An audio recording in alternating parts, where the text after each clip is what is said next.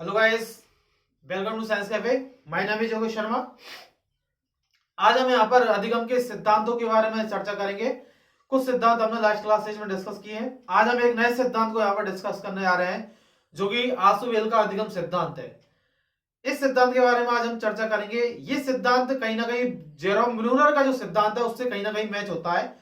कुछ चीजें यहाँ पर उस सिद्धांत से हमें अलग देखने को मिलेंगी। तो चलिए सिद्धांत के बारे में जानकारी प्राप्त करते हैं। यदि आपने अभी तक चैनल को सब्सक्राइब नहीं किया है तो चैनल को सब्सक्राइब करें, साथ ही साथ में अपने दोस्तों को भी शेयर करें। डेविड आसुवेल का यह सिद्धांत कई बार आपको ओसुवेल भी लिखने को मिलेगा, तो वहां पर आपको घबराना नहीं है। इस सिद्धांत के जो प्रवर्तक हैं वो डेविड आसुवेल हैं, जिन्होंने अपना ये सिद्धांत जो है 1978 में जो है दिया था।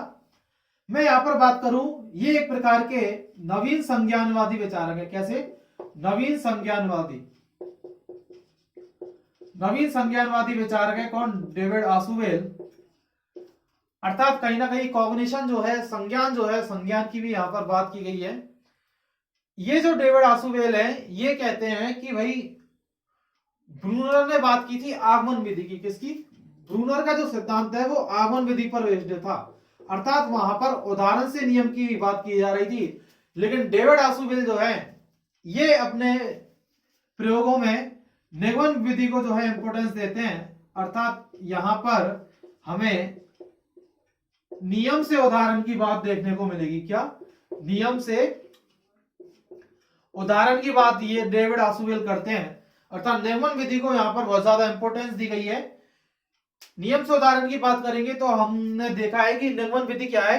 यहां पर जो है बच्चों को चीजों को रटाया जाता है एक तरीके से। जैसे कि आप ग्रामर पढ़ रहे हो, वहां पर आपने पहले नियम पढ़ लिया आपने कोई भी, यानी कि आप जैसे कि संज्ञा पढ़ रहे हो या सर्वनाम पढ़ रहे हो या संधि पढ़ रहे हो, आपने पहले कोई एक रूल पढ़ा और उस रूल को बेस्ड मानकर आप उससे संबंधित कुछ एग्जांपल कर रहे हो। तो वहां पर पहले नियम दिया गया है, बाद में एग्जांपल की बात की जा रही है। तो वो विधि कौन सी है? निगमन विधि। लेकिन जहां पर बात की जाए उदाहरण से नियम की, क्या? उदाहरण से नियम की। अर्थात कहने का मतलब यह है कि बच्चों के सामने पहले उदाहरण दिए गए और फिर बच्चों ने उन उदाहरणों की सहायता से अपने खुद के कॉन्सेप्ट बनाए। अर्थात खुद का एक जो नियम है वो तैयार किया। अर्थात आपने बच्चों को अलग अलग प्रकार के टॉयज दिए, बच्चों ने एक जैसे टॉयज को एक साथ में रखा, दूसरे प्रकार के टॉयज को दूसरे साथ में रखा। कहने का मतलब यह है कि बच्चों ने वहां पर डिफरेंशिएट किया है चीजों को।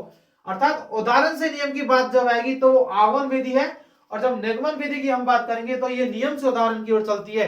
कहने का मतलब यह है कि पहले रूल से दिए जाएंगे और फिर उन रूल्स से संबंधित जो एग्जांपल्स हैं वो यहां पर दिए जाएंगे। जैसे मानो कि यहां पर मैंने लिख दिया शाकाहारी, ये खुद एक प्रकार का रूल हो गया। अब शाकाहारी जितने भी जीव हैं, जैसे कि गाय है, भैंस है, ये सभी कैसे हैं? शाकाहारी जीव हैं। यहां पर क्या हो रहा था? पहले एनिमल्स को लिख दिया था एक साथ में, फिर बच्चों ने खुद ने अलग किया था कि जो शाकाहारी जीव है उनको अलग कर दिया और मांसाहारी जीवों को अलग कर दिया। अर्थात बच्चों ने खुद ने रूल बनाए। लेकिन यहाँ पर जो बात की जा रही है वो नियम से उदाहरण की बात की जा रही है। अर्थात पहले कोई रूल दिया जाएगा और उस रूल पर जो बेस्ड जो नियम सॉरी जो उदाहरण है वो उदाहरण यहाँ पर प्रस्तुत किया जाएगा। अर्थात नियम से उदाहरण की जो बात करेगा वो यहाँ पर कौन सा सिद्धांत है? आसुवेल का अधिगम सिद्धांत। ठीक है। आसुवेल जो है आसुवेल जो है ये चीजों को आत्मसात करने की बात करते हैं। अर्थात बच्चा जो है, एक बच्चा जो है चीजों को क्या करता है? आत्मसात करता है। क्या करता है? आत्मसात। आत्मसात का मतलब है ग्रहण करना। क्या? चीजों को ग्रहण करना ही क्या कहलाएगा? आत्मसात कहलाएगा। अब ये जो आत्मसात की कारण है, आत्मसात की जो प्रक्रिया है, चीजों को ग्रहण करने की जो प्रक्रिया है, ग्रहण करना मतलब सीखना, बच्चा लर्निंग कर रहा है। ठीक है। तो ये जो प्रक्रिया है, यहां पर आसुवेल ने एक चीज की बात कही है। अर्थात इन्होंने अपने सीखने के 4 चरण प्रस्तुत किए हैं। उन चरणों के बारे में मैं यहां पर बात करने वाला हूं। ठीक है, इसको मिटाता हूं मैं। इन्होंने अपने सीखने के सिद्धांत में 4 चरण प्रस्तुत किए हैं। अर्थात बच्चा जो है चीजों को आत्मसात या चीजों को ग्रहण कैसे करता है, वहां पर उन्होंने 4 चरण दिए हैं। ये चरण देखिए कौन कौन से हैं। पहला है रटकर सीखना। क्या? रटकर सीखना। सेकंड जो चरण है वो है अर्थपूर्ण सीखना। अर्थपूर्ण सीखना। और थर्ड जो चरण है वो है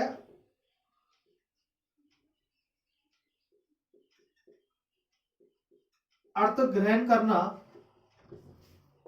फोर्थ जो चरण है उसकी हम बात कर रहे हैं। अगला जो नेक्स्ट चरण है रटकर सीखना, अर्थपूर्ण सीखना, अर्थ ग्रहण करना, और लास्ट जो चरण है वो है खोज या अन्वेषण, जिसको हम कहते हैं डिस्कवरी। खोज या अन्वेषण, 4 चरण है। चारों चरणों के बारे में जो है हम यहां पर बात करेंगे। रटकर सीखना, आसुवेल एकमात्र ऐसे विचारक हैं जो रटकर सीखने की बात करते हैं। अभी तक हमने इतनी थ्योरी पढ़ी है, कोई भी मनोवैज्ञानिक ये नहीं कहता है कि एक बच्चा जो है वो रटकर सीखता है। लेकिन यहाँ पर आसुवेल यदि जाने जाते हैं तो वो इसी के कारण जाने जाते हैं, क्योंकि आसुवेल ने यहाँ पर कह दिया कि भाई बच्चा जो है वो रटकर सीखता है। ये बात आसुवेल कहते हैं और किसी मनोवैज्ञानिक ने अभी तक नहीं कही है। अर्थात रटके सीखने पर जो है विशेषतर ज्यादातर जोर किसने दिया है, वो आसुवेल ने दिया है। अर्थात बच्चा जो है किसी भी चीज को रटकर सीखने का मतलब है, ये प्राइमरी जो बच्चे होते हैं प्राथमिक विद्यालयों में, आप 1 से लेकर और 5वीं क्लास तक देखते हो, तो वहां पर बच्चा जो है चीजों को समझने की बजाय जो है चीजों को रटना ज्यादा भरोसा करता है। अर्थात बिना समझे किसी भी चीज को याद करना, किसी भी विषय वस्तु को लर्न करना ही क्या कहलाएगा, रटना कहलाएगा। सेकंड जो पॉइंट है अर्थपूर्ण सीखना, अर्थात बालक ने कोई विषय पढ़ी, कोई विषय वस्तु पढ़ी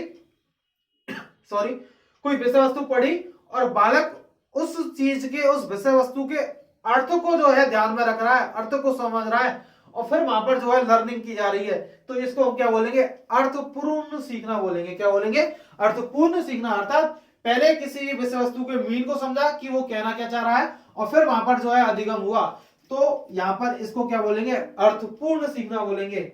और अगला जो है कि अर्थ ग्रहण सीखना, अर्थात सीखने वाली जो चीज है उसको बोलकर या लिखकर दिया जाता है। क्या, बोलकर या लिखकर।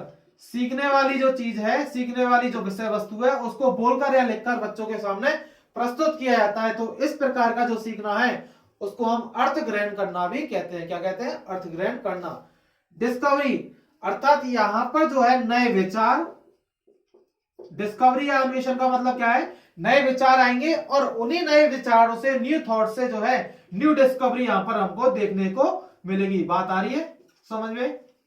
अर्थात एक बच्चा जो है चीजों को देख रहा है, समझ रहा है और उसी चीजों को जो है देखते देखते समझते समझते उसने लर्निंग करते करते ही उसके माइंड में कोई नया थॉट आया और वो जो न्यू थॉट है बालक में न्यू डिस्कवरी के लिए कहीं ना कहीं उसको प्रेरित करता है।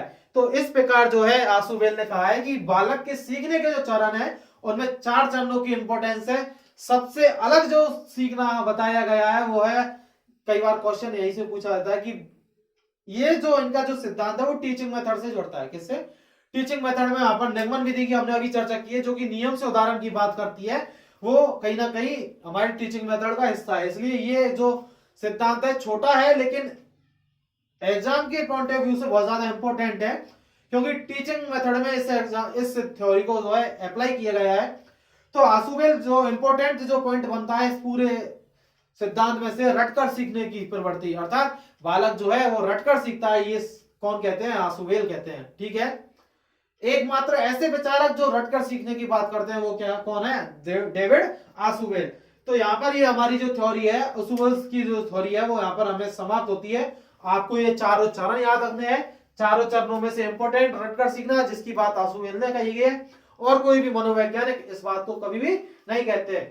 अन्वेषण या खोज का मतलब है नए विचार आते हैं और उन्हीं नए विचारों से बालक जो है नई डिस्कवरी करता है, नई खोज करता है। इसको हम खोज या अन्वेषण का रूप दे देते हैं। कैसे वैज्ञानिक है, नवीन संज्ञानवादी विचारक हैं। कैसे है, नवीन संज्ञानवादी विचारक हैं। ठीक है, आपको इतना याद रखना है।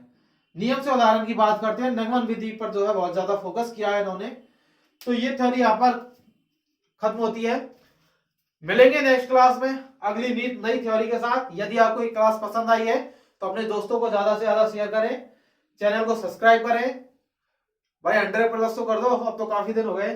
ठीक है, तो इसलिए चैनल को ज्यादा से ज्यादा सब्सक्राइब करें, शेयर करें दोस्तों के साथ। मिलते हैं फिर नेक्स्ट वीडियो में, तब तक के लिए अपना ख्याल रखिए, खुश रहिए। Thank you, bye.